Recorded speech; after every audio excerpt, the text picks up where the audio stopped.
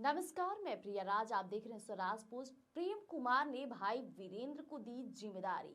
दरअसल बिहार विधानसभा में 19 समितियों का हुआ गठन, जिसके बाद बिहार विधानसभा में एक बड़ा प्रशासनिक और राजनीतिक फैसला लिया गया है, जहां देखा गया कि विधानसभा अध्यक्ष प्रेम कुमार ने सदन की कुल 19 अस्थायी और विषयगत समितियों का गठन कर दिया है।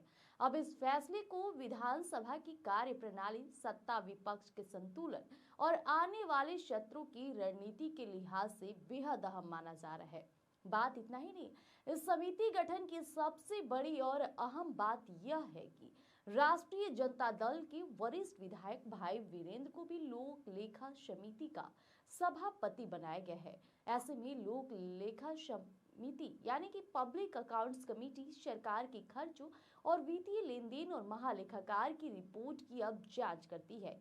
यह समिति सीधे तौर पर सरकारी कामकाज की पारदर्शिता और जवाबदेही से जुड़ी होती है। ऐसे में भाई वीरेंद्र को यह जिम्मेदारी मिलना विपक्ष के लिए एक बड़ी उपलब्धि के रूप में देखा जा रहा है। अब भाई वीरेंद्र लंबे समय से विधानसभा में सक्रिय रहे हैं और संसदीय प्रक्रियाओं का अच्छा अनुभव भी रखते हैं। माना जा रहा है कि उनके नेतृत्व में लोक लेखा समिति सरकारी खर्चों और योजनाओं की गहन समीक्षा करेगी, जिससे सरकार पर निगरानी और सख्त हो सकती है। बात इतना ही नहीं, आपको बता दें कि विधानसभा अध्यक्ष प्रेम कुमार स्वयं 3 महत्वपूर्ण समितियों के सभापति होंगे, जिनमें नियम समिति, सामान्य परियोजना समिति और विशेषाधिकार समिति शामिल है। ये तीनों समितियां विधानसभा की कार्यवाही, सदन के विशेषाधिकार और प्रशासनिक अनुशासन से जुड़ी होती है।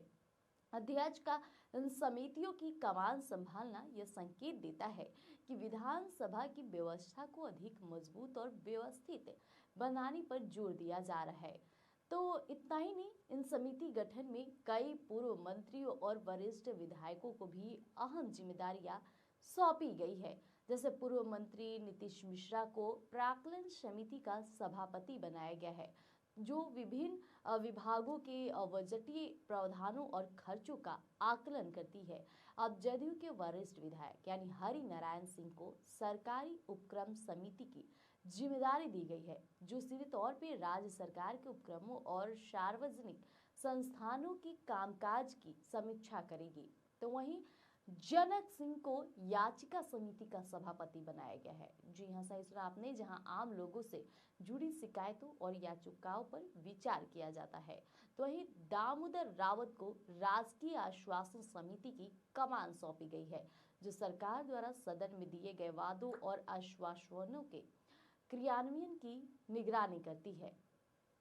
वहीं अमरेंद्र कुमार पांडे को प्रश्न एवं ध्यानाकर्षण समिति का सभापति बनाया गया है, जो सदन में पूछे जाने वाले सवालों और ध्यानाकर्षण प्रस्तावों से जुड़े मामलों को देखेगी। अब शैलेश कुमार उर्फ बुल्लो मंडल को जिला परिषद एवं पंचायती राज समिति की जिम्मेदारी दी गई है, जो ग्रामीण विकास और साथ ही साथ स्थानीय स्वशासन से जुड़े मुद्दों पर काम करेगी। इतना ही नहीं, संतोष कुमार निराला को भी अनुसूचित जाति एवं जनजाति कल्याण समिति का सभापति बनाया गया है, जबकि सिद्धार्थ सौरभ को निवेदन समिति का जिम्मा सौंपा गया है।